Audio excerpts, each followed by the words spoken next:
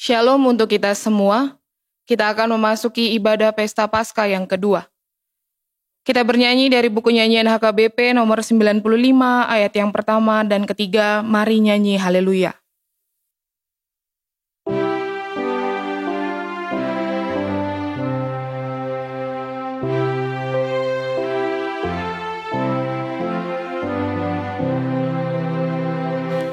Mari nyanyi haleluya, sekarang hari kebangkitan. Yesus telah bangkit dan menang. Dia hidup dan berjaya, keluar dari kuburannya. Kuasa maut menyerah, genaplah tugasnya. Yang suci mulia, haleluya. Dia beroleh upahnya, mahkota kemenangannya. Maut sudah dikalahkan, berakhir sudah ketakutan. Yang mati bangkit akhirnya, jika kita ikut Dia. Bersama Dia menderita, di surga pun bersamanya. Yesus datang kelak, membawa umatnya ke sisinya. Dia menang, percayalah, kuasa Kristus nyatalah.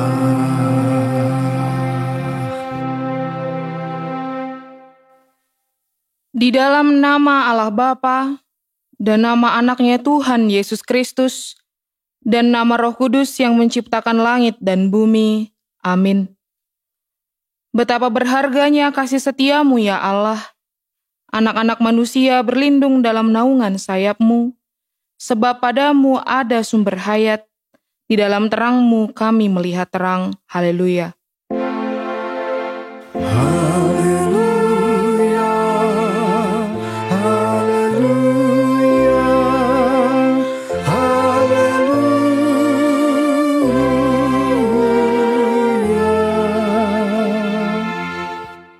Marilah kita berdoa.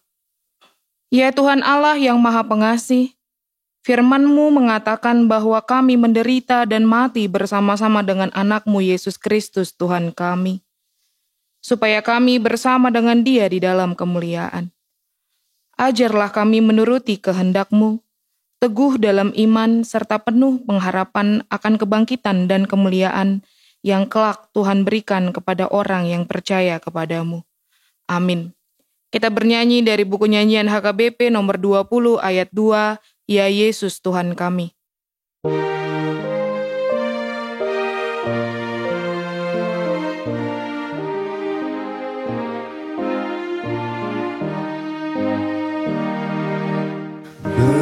Berilah pertolongan mengikut perintah-Mu, dan juga menghindari semua larangan-Mu. Dengarlah hukum Tuhan pada Minggu Paskah ke hari 2 ini. yaitu dari Matius 28 ayat 19. Karena itu pergilah, jadikanlah semua bangsa muridku, dan baptislah mereka dalam nama Bapa dan Anak dan Roh Kudus. Demikian hukum Tuhan. Marilah kita memohon kekuatan kepada Tuhan untuk melakukan hukum-Nya. Ya Tuhan Allah, kuatkanlah kami melakukan yang sesuai dengan hukum-Mu. Amin. Kita bernyanyi dari buku nyanyian HKBP nomor 94 ayat 2 sampai ayat 3, Wahai jiwa telah bangkit.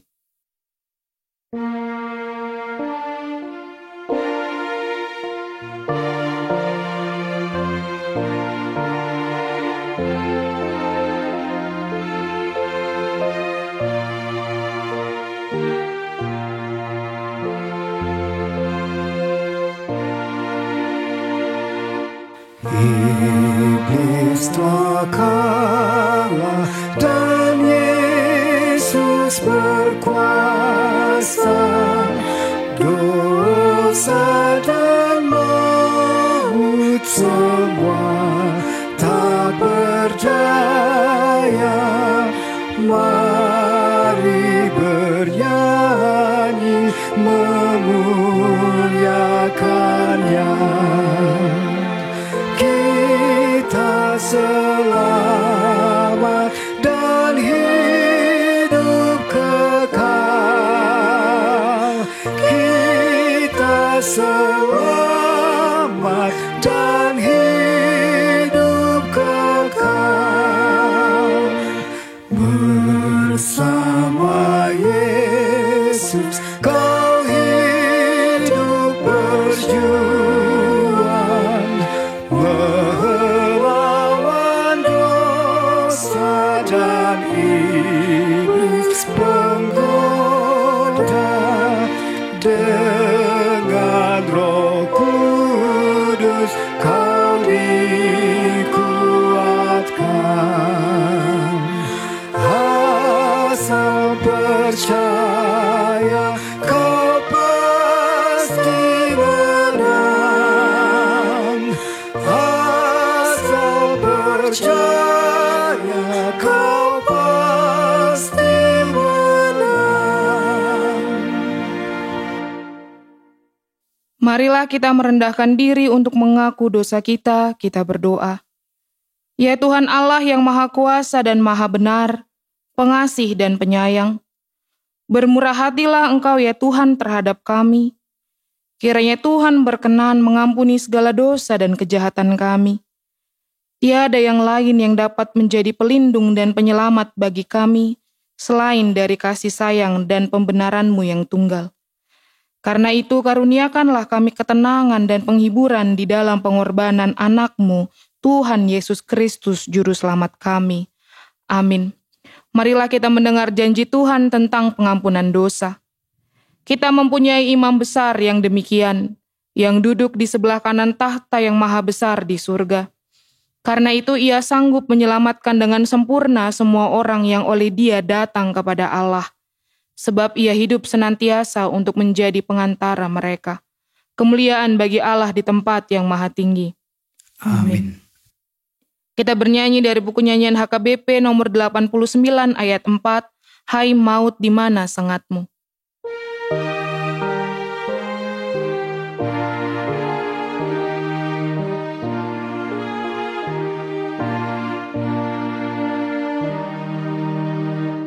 Yang bangkit hidup selamanya, membuka pintu surga.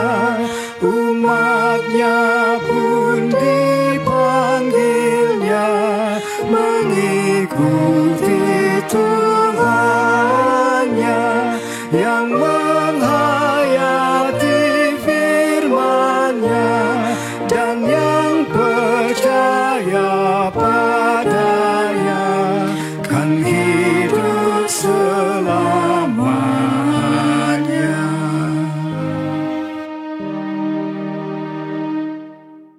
Marilah kita mendengar firman Tuhan yang ditetapkan untuk Minggu Paskah kedua, yaitu dari kitab Ayub 19 ayat 25-27. Tetapi aku tahu penebusku hidup dan akhirnya ia akan bangkit di atas debu. Juga sesudah kulit tubuhku sangat rusak, tanpa dagingku pun aku akan melihat Allah. Yang aku sendiri akan melihat memihak kepadaku. Mataku sendiri menyaksikannya dan bukan orang lain. Hati sanubariku merana karena rindu. Demikianlah firman Tuhan.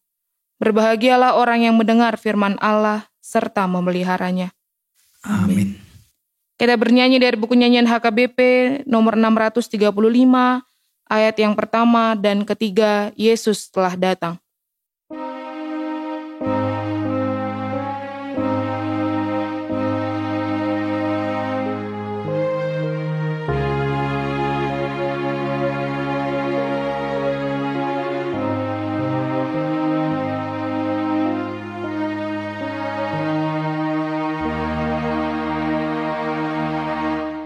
Yesus telah datang, Sang Juru Selamat yang Maha Kasih, murah hati. Dia rela mati di kayu salib. Kuburan kosong bukti kebangkitannya. Karena Yesus hidup, aku tidak takut masa depan. Aku tak gentar, ku tahu masa depanku di tangannya, dan hidupku berarti sebab Dia hidup. Bila hidupku nanti berakhir, maka berakhir deritaku, dan kematian telah ditaklukkan. Hidup abadikan diberinya padaku. Karena Yesus hidup, aku tidak takut masa depan. Aku tak gentar,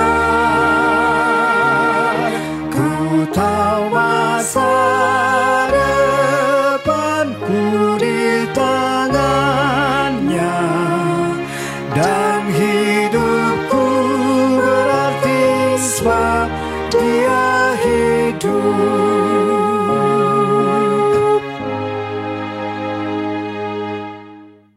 Marilah kita bersama-sama mengaku iman kepercayaan kita, sebagaimana teman-teman seiman di seluruh dunia, kita bersama-sama mengucapkannya. Aku percaya kepada Allah, Bapa yang Maha Kuasa, Khalik langit dan bumi. Aku percaya kepada Yesus Kristus, anaknya yang tunggal Tuhan kita, yang dikandung daripada Roh Kudus, lahir dari anak darah Maria, yang menderita sengsara di bawah pemerintahan Pontius Pilatus, disalibkan, mati dan dikuburkan, yang turun ke dalam kerajaan maut.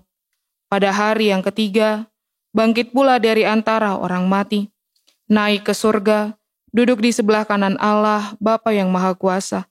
Dari sana akan datang kelak untuk menghakimi orang yang hidup dan yang mati.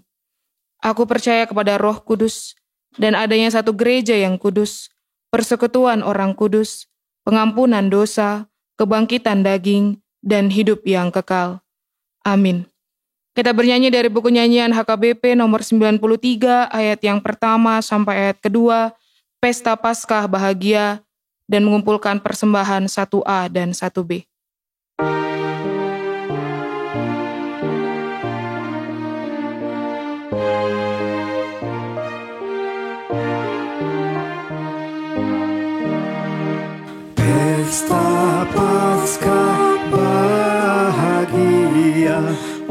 pesta Paskah keselamatan dari maut yang kejam, dari maut yang kejam.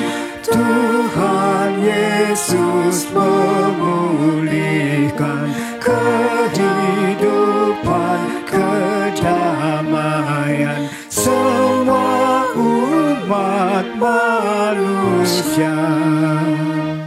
Hai neraka, kau tak kalah, kau tak lagi menentukan kehidupan di dunia, kehidupan di dunia.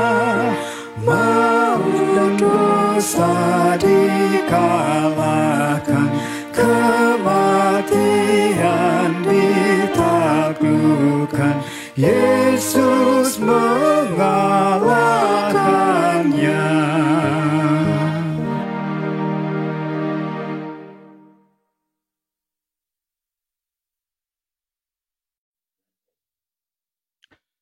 Damai sejahtera Allah yang melampaui segala akal dan pikiran manusia, itulah kiranya memberkati hati dan pikiranmu dalam Kristus Yesus, Tuhan dan Juru Selamat kita yang hidup. Amin. Saudara-saudara yang dikasihi oleh Tuhan, firman Tuhan pada hari ini, pada perayaan Paskah yang kedua, tertulis dalam kitab Kisah Para Rasul pasal 3, dimulai dari ayat 24 sampai dengan ayat 26. Tapi ada baiknya saya baca mulai dari ayat 22 sampai dengan ayat 26. Kisah Para Rasul pasal 3, mulai dari ayat 22 sampai dengan ayat 26. Saya membacakannya secara keseluruhan, saya mengajak saudara-saudara untuk mendengarkan. Bukankah telah dikatakan Musa, Tuhan Allah akan membangkitkan bagimu seorang nabi dari antara saudara-saudaramu, sama seperti aku. Dengarkanlah dia dalam segala sesuatu yang akan dikatakannya kepadamu. Dan akan terjadi bahwa semua orang yang tidak mendengarkan nabi itu akan dibasmi dari umat kita. Dan semua nabi yang pernah berbicara, mulai dari Samuel dan sesudah dia, telah bernubuat tentang zaman ini. Kamulah yang mewarisi nubuat-nubuat itu dan mendapat bagian dalam perjanjian yang telah diadakan Allah dengan nenek moyang kita. Ketika ia berfirman kepada Abraham, oleh keturunanmu semua bangsa di muka bumi akan diberkati. Dan bagi kamulah pertama-tama Allah membangkitkan hambanya dan mengutusnya kepada kamu, supaya ia memberkati kamu dengan memimpin kamu masing-masing kembali dari segala kejahatanmu. Demikian pembacaan firman Tuhan. Saudara-saudara, hari ini Senin tanggal 10 April 2023, adalah perayaan Paskah yang kedua, pesta kedua peringatan kebangkitan Tuhan Yesus dari kematian. Secara khusus di gereja kita HKBP, Paskah dirayakan 2 hari berturut-turut. Hari Minggu kemarin tanggal 9 April 2023, kita telah merayakan Paskah pertama. Pertanyaan untuk kita renungkan bersama. Mengapa Paskah kita rayakan 2 hari berturut-turut? Jawabannya, karena begitu pentingnya dan begitu berartinya peristiwa Paskah dalam kehidupan kita sebagai orang Kristen.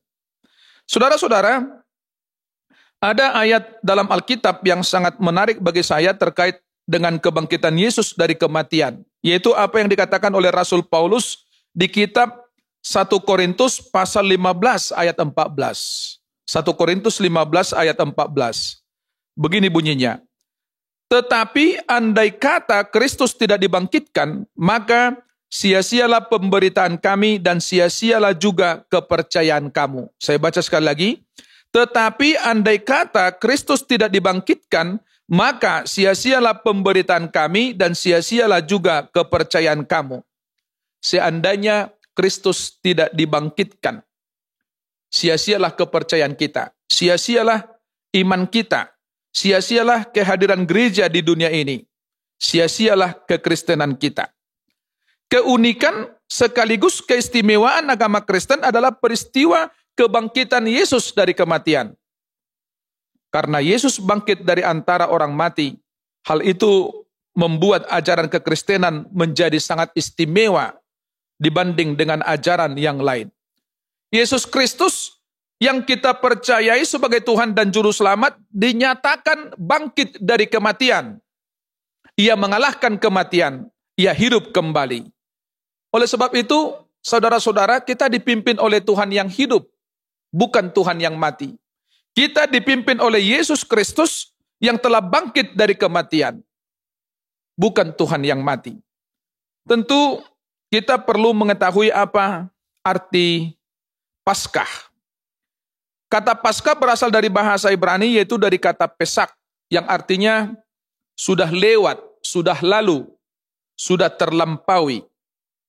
Dalam perjanjian lama, Paskah sudah dirayakan di tengah-tengah bangsa Israel, di tengah-tengah umat pilihan Tuhan. Paskah bagi orang Israel merupakan perayaan terbesar. Paskah bagi orang Yahudi, yaitu memperingati keluarnya bangsa Israel dari perbudakan bangsa Mesir. Keluarnya bangsa Israel dari penjajahan bangsa Mesir di bawah pemerintahan Raja Firaun.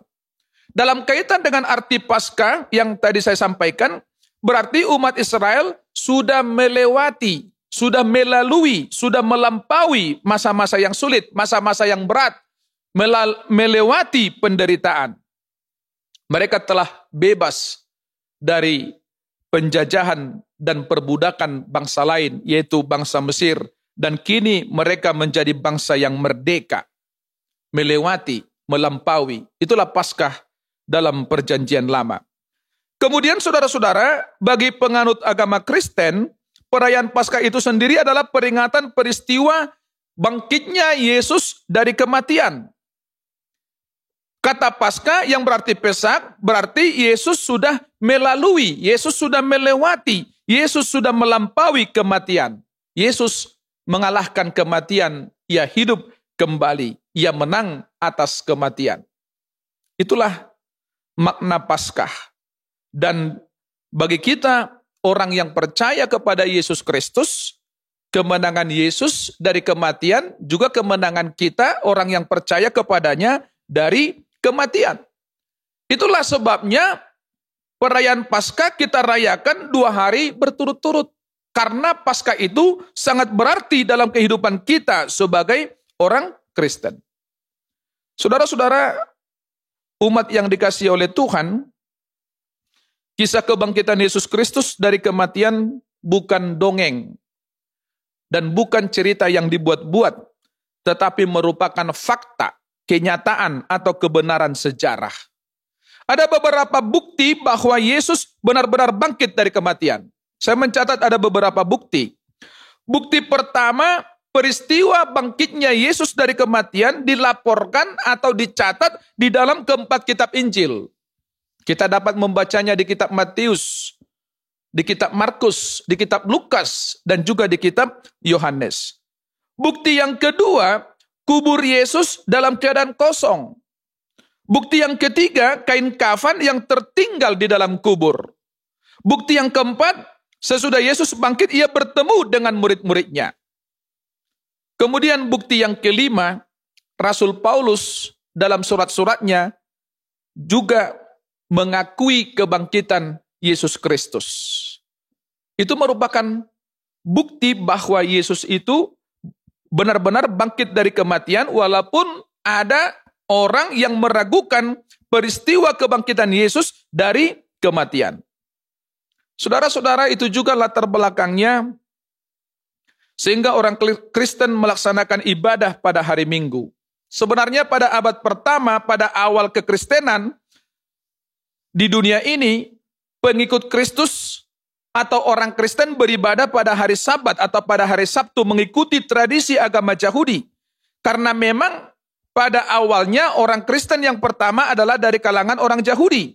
Sehingga mereka masih mengikuti tradisi atau kebiasaan penganut agama Yahudi beribadah pada hari Sabat atau pada hari Sabtu. Kemudian hari kebangkitan orang Kristen dirubah menjadi hari Minggu karena hari Minggu merupakan peristiwa kebangkitan Tuhan Yesus dari kematian. Kalau dalam bahasa Inggris, hari Minggu itu katanya Sunday. yang artinya hari terbitnya matahari. Dalam hal ini matahari bagi orang Kristen adalah Yesus Kristus. Itulah matahari bagi orang Kristen.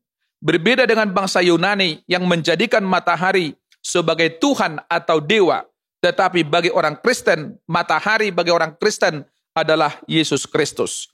Sehingga arti dari hari Minggu itu adalah hari kebangkitan atau hari kemenangan.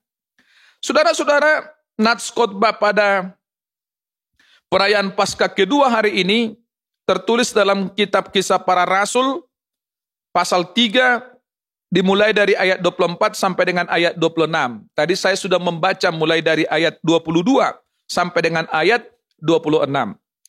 Nats firman Tuhan hari ini satu bagian mulai dari ayat 11 sampai dengan ayat 26. Judul di dalam Alkitab, Khotbah Petrus diserambi Salomo. Khotbah Petrus diserambi Salomo. Saudara-saudara, apa yang terjadi dalam perikop ini terkait dengan perikop sebelumnya, ayat-ayat sebelumnya, yaitu pasal 3 mulai ayat 1 sampai dengan ayat 10. Di dalam Alkitab diberi judul Petrus menyembuhkan orang lumpuh. Saudara-saudara, kalau kita memperhatikan Alkitab kita masing-masing, Kisah Para Rasul pasal 3 mulai dari ayat pertama, di ayat 1 sampai dengan ayat 2 dikatakan bahwa orang tersebut sudah lumpuh sejak lahir. Itu berarti bahwa ia sudah cukup lama menderita lumpuh, sudah cukup lama tidak dapat berjalan. Kemudian di ayat berikut dikatakan tiap-tiap hari dia diletakkan dekat pintu gerbang bait Allah untuk meminta sedekah dari orang-orang yang beribadah ke bait Allah. Sebenarnya hal yang seperti ini biasa terjadi. Di semua gereja yang pernah saya layani, pernah dikunjungi oleh orang cacat, khususnya orang yang buta dan orang yang lumpuh. Bahkan gereja yang saya layani juga pernah dikunjungi oleh penderita kaki gajah.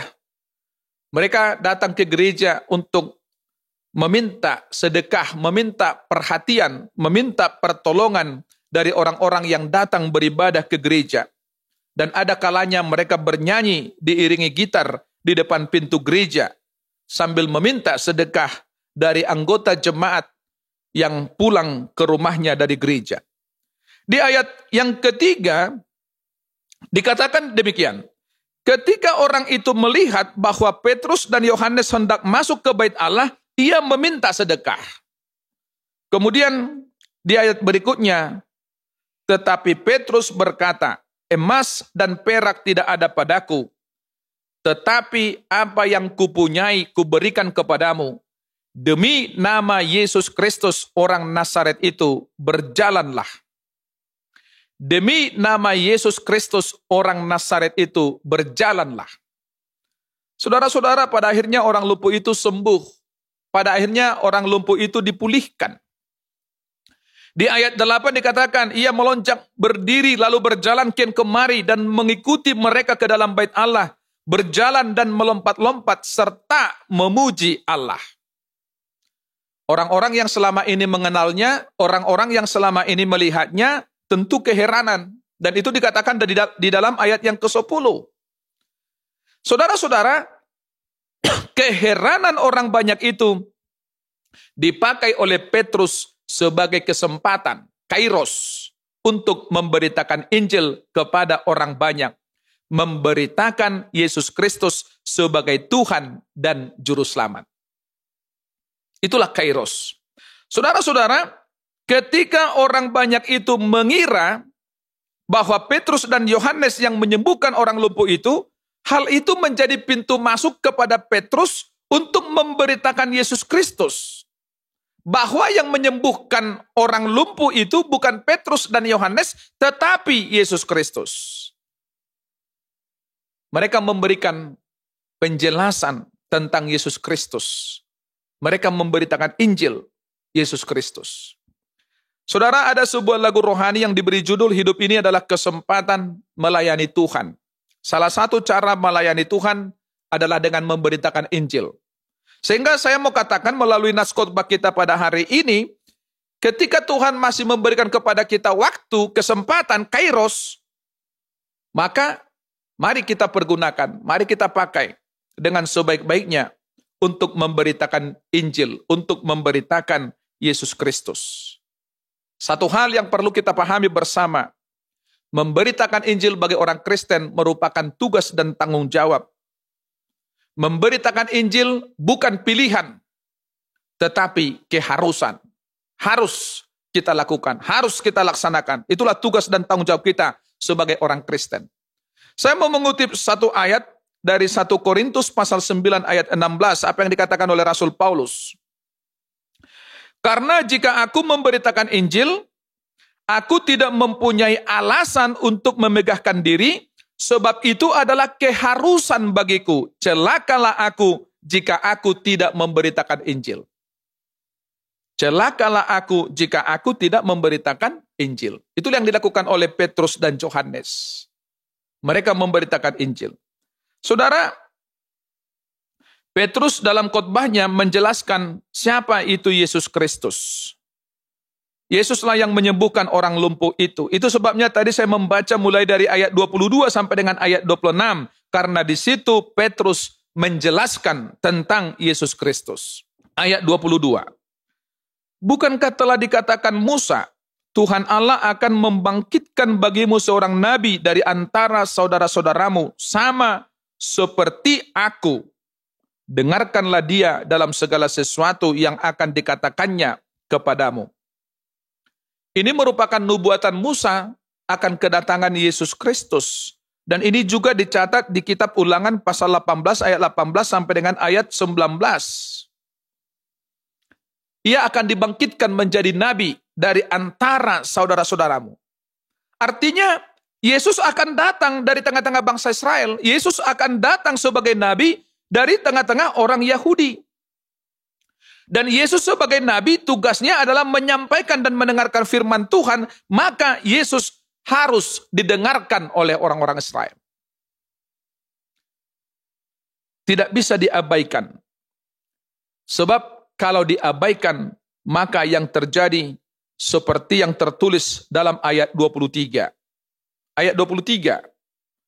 Dan akan terjadi bahwa semua orang yang tidak mendengarkan nabi itu akan dibasmi dari umat kita. Dan akan terjadi bahwa semua orang yang tidak mendengarkan nabi itu akan dibasmi dari umat kita. Apa artinya? Artinya adalah diputuskan dari perjanjian sebagai umat Allah. Tidak lagi masuk ke dalam kerajaan Allah. Mengapa demikian? Karena Yesuslah satu-satunya jalan kepada keselamatan. Yesuslah satu-satunya jalan menuju surga. Siapa yang mendengarkan dia dan percaya akan diselamatkan dan masuk surga. Ini merupakan pengakuan Yesus tentang dirinya dalam Yohanes 14 ayat 6. Akulah jalan dan kebenaran dan hidup. Tidak ada seorang pun yang datang kepada Bapa kalau tidak melalui aku. Saudara-saudara, kalau Nabi Musa, Nabi yang dipilih Allah untuk memimpin bangsa Israel keluar dari perbudakan bangsa Mesir dan membawa mereka ke tanah perjanjian yaitu tanah Kanaan, hal yang perlu kita catat, tanah Kanaan itu masih di dunia ini, masih di bumi ini. Tetapi Yesus, sang Nabi yang lahir dari tengah-tengah bangsa Israel, tidak hanya menjanjikan tempat di dunia ini, tetapi juga menjanjikan surga yang menjadi tujuan bagi orang yang percaya kepadanya. Kemudian ayat 24. Dan semua nabi yang pernah berbicara, mulai dari Samuel dan sesudah dia, telah bernubuat tentang zaman ini. Artinya, nabi-nabi dalam perjanjian lama sudah menubuatkan kedatangan Yesus Kristus. Jauh sebelum Kristus lahir, mereka sudah memberitahukan kedatangan Kristus ke tengah-tengah dunia ini, ke tengah-tengah umat manusia. Itulah nubuatan dalam perjanjian lama. Ayat 25. Kamulah yang mewarisi nubuat-nubuat itu dan mendapat bagian dalam perjanjian yang telah diadakan Allah dengan nenek moyang kita ketika ia berfirman kepada Abraham, oleh keturunanmu semua bangsa di muka bumi akan diberkati. Saudara-saudara, Yesus adalah keturunan Abraham. dan melalui Yesuslah berkat akan mengalir ke seluruh dunia, terutama berkat keselamatan. Tetapi yang diselamatkan adalah orang-orang yang menerima dan percaya bahwa Yesus adalah Tuhan dan Juru Selamat. Berkat keselamatan itu tidak mungkin diberikan kepada orang yang tidak percaya kepada Yesus Kristus. Itu yang harus kita pahami. Karena di Markus pasal 16 ayat 16 dengan jelas dikatakan oleh Tuhan Yesus, siapa yang percaya dan dibaptis akan diselamatkan, tetapi siapa yang tidak percaya akan dihukum. Kalaupun orang Yahudi tetapi tidak percaya kepada Tuhan, walaupun dia adalah keturunan Abraham, bahkan walaupun Yesus berasal dari tengah-tengah mereka, kalau tidak percaya bahwa Yesus adalah Tuhan dan Juru Selamat, tidak akan mungkin diselamatkan. Tetapi walaupun dia orang Arab, tetapi walaupun dia orang Afrika, orang Eropa, orang Jawa, orang Batak, orang Padang, dan lain sebagainya, kalau percaya dan mengaku bahwa Yesus adalah Tuhan dan Juru Selamat, maka berkat keselamatan itu pasti akan dia terima. Itulah yang mau dikatakan melalui ayat yang ke-25. Kemudian yang terakhir saudara-saudara ayat 26. Dan bagi kamulah pertama-tama Allah membangkitkan hambanya dan mengutusnya kepada kamu, supaya ia memberkati kamu dengan memimpin kamu masing-masing kembali dari segala kejahatanmu. Memang pertama-tama Injil itu ditawarkan, diberitakan kepada orang-orang Israel. Tetapi kalau mereka tidak mau menerima dan mereka tidak mau percaya, maka Injil itu akan dibawa kepada bangsa-bangsa yang lain. Di Kisah Para Rasul pasal 1 ayat 8, dengan jelas dikatakan, tetapi kamu akan menerima kuasa kalau Roh Kudus turun ke atas kamu, dan kamu akan menjadi saksiku di Yerusalem dan di seluruh Judea dan Samaria dan sampai ke ujung bumi. Yesus mengutus murid-muridnya pertama-tama kepada bangsa Israel, supaya mereka meninggalkan dosa dan kejahatannya, sebagaimana dikatakan di ayat 18 sampai dengan ayat 20, supaya mereka bertobat dan supaya mereka menerima dan percaya bahwa Yesus adalah Tuhan dan Juru Selamat, dan supaya mereka diselamatkan. Saudara-saudara, apa hal yang dapat kita renungkan melalui nats khotbah pada hari ini? Yang pertama, sebagai orang Kristen, kita harus menyadari bahwa kita punya tugas dan tanggung jawab. Tugas kita adalah memberitakan Injil, memberitahukan Yesus Kristus sebagai Tuhan dan Juru Selamat, terutama kepada orang-orang yang belum percaya, supaya semakin banyak orang yang percaya dan menerima bahwa Yesus adalah Tuhan dan Juru Selamat. Ketahuilah, tugas pemberitaan Injil bukan pilihan bagi orang Kristen, tetapi keharusan. Kemudian yang kedua, kebangkitan Yesus dari kematian adalah juga kebangkitan orang yang percaya kepadanya dari kematian. Sehingga tujuan perjalanan hidup kita bukan kematian. Perjalanan hidup kita bukan berakhir pada kematian, tetapi pada kehidupan. Karena Yesus Kristus yang kita percayai sebagai Tuhan dan Juru Selamat sudah mengalahkan kematian dan ia hidup kembali.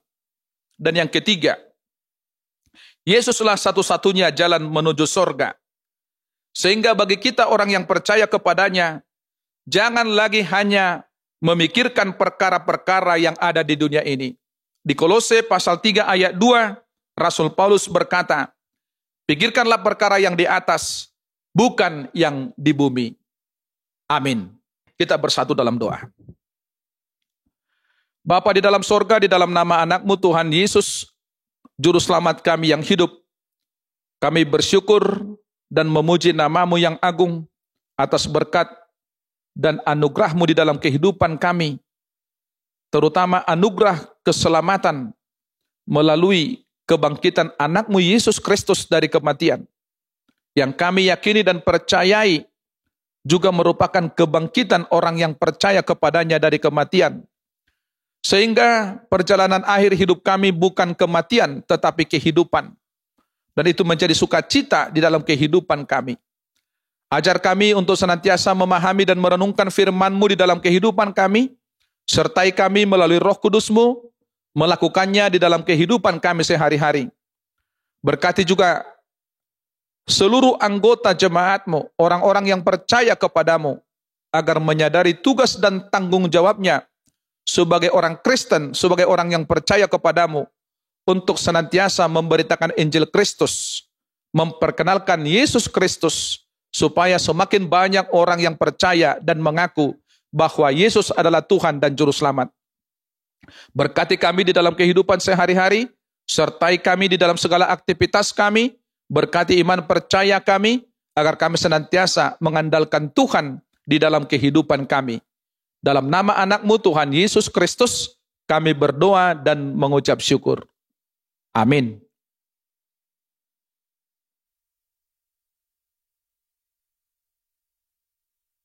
Kita bernyanyi dari buku nyanyian HKBP nomor 634 sambil mengumpulkan persembahan yang kedua.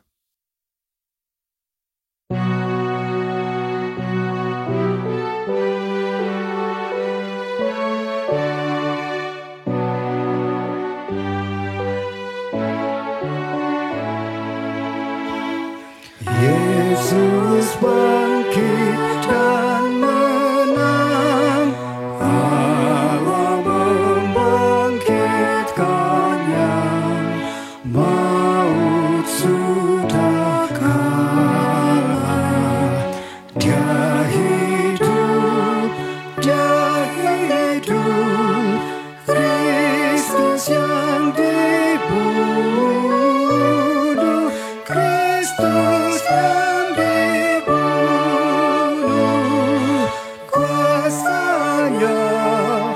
kuasanya membangkitkan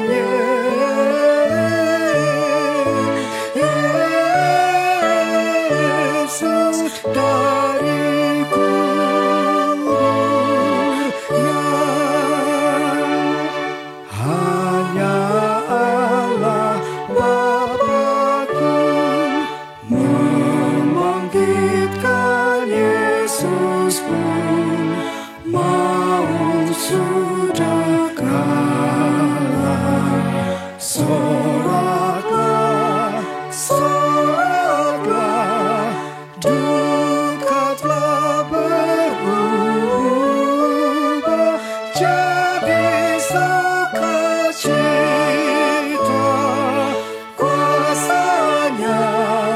Kuasanya membangkitkan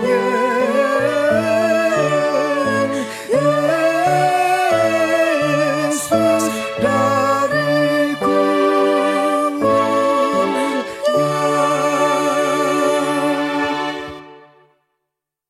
Marilah kita berdoa untuk menyerahkan persembahan kita kepada Tuhan. Ya Allah Bapa kami yang di sorga, kami mengaku bahwa Tuhan adalah sumber dari segala karunia yang melimpah dalam kehidupan kami masing-masing. Sebagian daripada karunia itu kami serahkan kembali sebagai persembahan kepada Tuhan. Terimalah dan berkatilah persembahan umat-Mu ini, agar dapat kami pergunakan untuk pekerjaan dan pelayanan kerajaan Tuhan di dunia ini.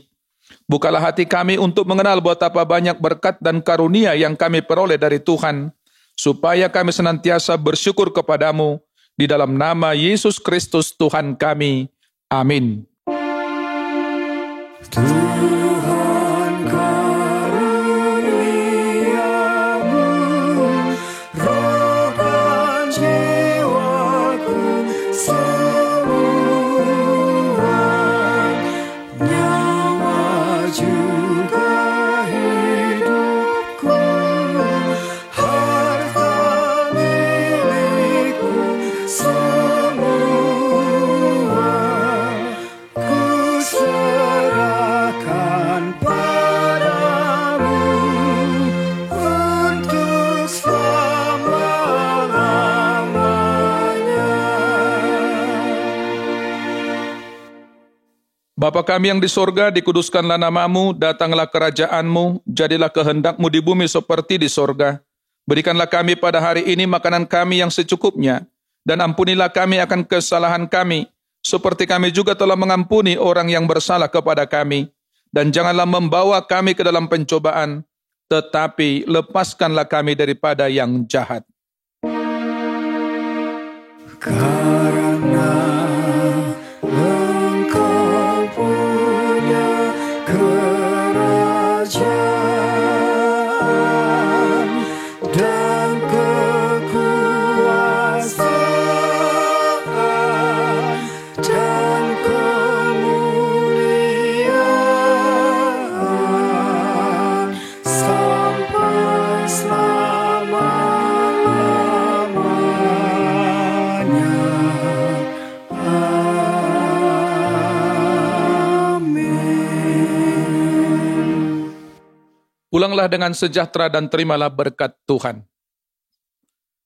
Tuhan memberkati dan melindungi engkau. Tuhan menyinarkan wajahnya kepadamu dan memberi engkau kasih karunia. Tuhan menghadapkan wajahnya kepadamu dan memberi engkau damai sejahtera. Amin.